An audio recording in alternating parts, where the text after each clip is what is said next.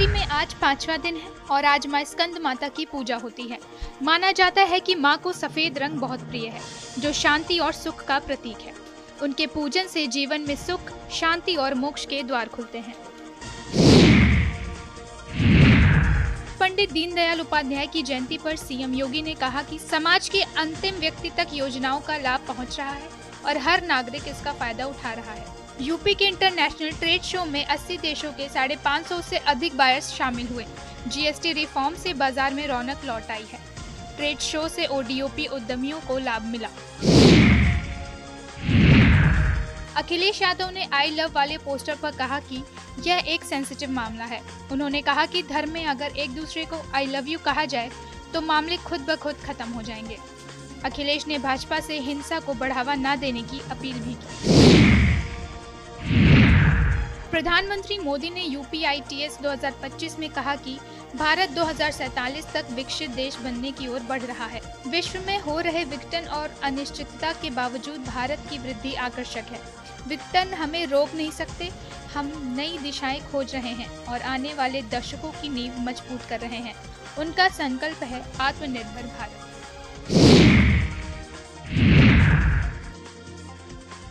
सपा अध्यक्ष अखिलेश यादव ने press conference में कहा कि सपा में शामिल होने वाले सभी का धन्यवाद।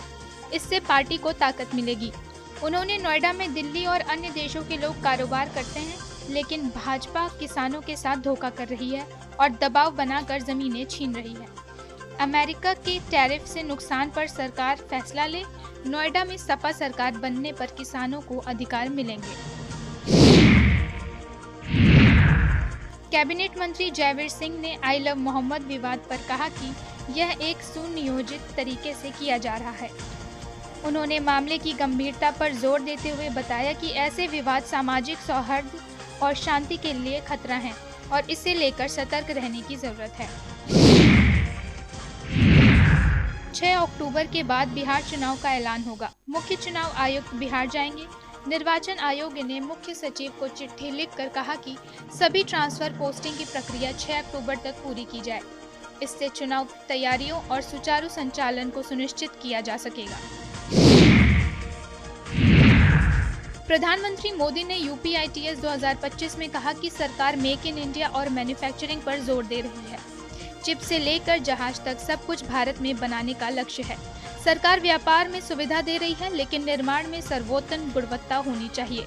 देशवासियों की उम्मीद है कि स्वदेशी उत्पाद की गुणवत्ता में कोई समझौता ना हो। कांग्रेस सांसद राकेश राठौड़ ने बीएसए शिक्षक विवाद प्रकरण पर बड़ा बयान दिया। उन्होंने कहा कि बीएसए कार्यालय भ्रष्टाचार का अड्डा बन गया है। बीएसए ने सीसीटीवी साक्ष्यों को भी छिपाया है। सांसद ने बीएसए की कार्यशैली की जांच कराने की बात कही है।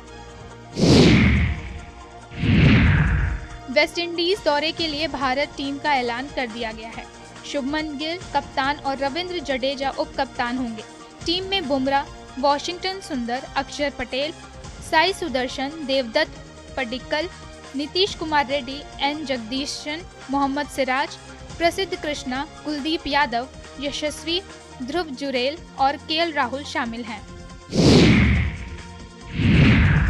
प्रधानमंत्री मोदी ने यूपीआईटीएस 2025 में कहा कि भारत में रिफॉर्म, परफॉर्म, ट्रांसफॉर्म की प्रतिबद्धता के साथ उद्योग और नागरिकों के साथ खड़ा है। जीएसटी में नए सुधार लागू हुए हैं, जो पंजीकरण सरल बनाएंगे, कर विवाद कम करेंगे और एमएसएमई को तेजी से रिफंड सुनिश्चित करेंगे, जिससे विकास को नई उड़ान मिलेगी। सपा अध्यक्ष अखिलेश यादव ने कहा कि अब तेंदुए और जानवर राजधानी लखनऊ तक आ गए हैं। बहराइच, सीतापुर और लखीमपुर सहित कई जगह जानवर दिखाई दे रहे हैं। उन्होंने सरकार पर सवाल उठाया कि क्या राजधानी में जानवरों की स्थिति उन्हें पता है। अखिलेश ने कहा कि अगर यह एआई जनरेटेड है तो सरकार की एआई कहाँ है, मतलब सरकार पीछे रह गई है। डिटेन से छूटे चंद्रशेखर आजाद मेरठ के लिए रवाना हो गए। उन्होंने लखनऊ के बड़े अफसर पर गंभीर आरोप लगाए, जिन्होंने सदस्यता रद्द कराने की धमकी दी। आजाद ने कहा कि गरीब और गुर्जर समाज की सदस्यता की चिंता नहीं है। कोर्ट में लंबित केसों के जरिए सदस्यता छीनने की धमकी दी गई। थोड़ी देर में मेरठ जेल पहुंचेंगे। जेल में गुर्जर नेताओं से मुलाकात करेंगे और इसके बाद सलावा गांव जाकर मारपीट और बुलडोजर घटनाओं का जायजा लेंगे।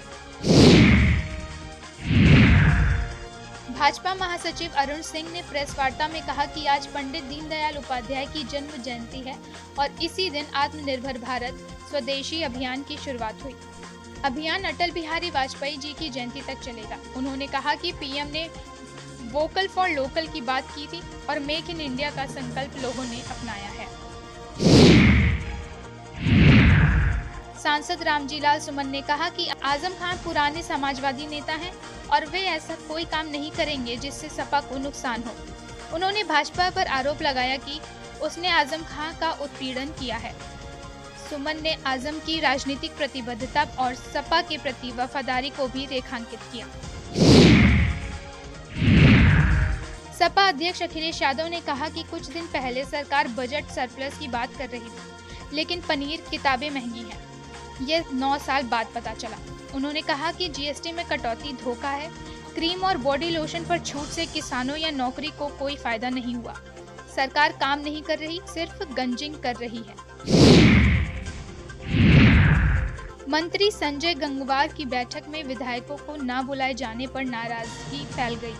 बलदेव सिंह ने कहा कि बैठक में विधायकों को बुलाना जरूरी था और डीएम से इस बारे में बात करेंगे। मंत्री ने व्यापारियों को संबोधित किया। सभासदों और जिलाध्यक्षों ने मंत्री के खिलाफ डिप्टी सीएम केशव प्रसाद मौर्य से शिकायत की। बीजेपी ने बिहार चुनाव के लिए प्रभारी और सह प्रभारी की घोषणा कर दी। धर्मेंद्र प्रधान को प्रदेश चुनाव प्रभारी बनाया गया है। केशव प्रसाद मौर्य और सीआर पटेल को यह प्रभारी नियुक्त किया गया है। इससे चुनावी तैयारियों और रणनीतियों को सुचारू और प्रभावी बनाने का उद्देश्य है। हाई कोर्ट ने गैंगस्टर मामले में इरफान सोलंकी को जमानत दे दी है। उनकी इस जमानत से इरफान अब जेल से बाहर आ जाएंगे। साथ ही उनके भाई रिजवान को भी जमानत मिली है। हाई कोर्ट की इस राहत से दोनों भाई कानूनी प्रक्रिया के दौरान अब न्यायिक नजरबंदी से मुक्त रहेंगे।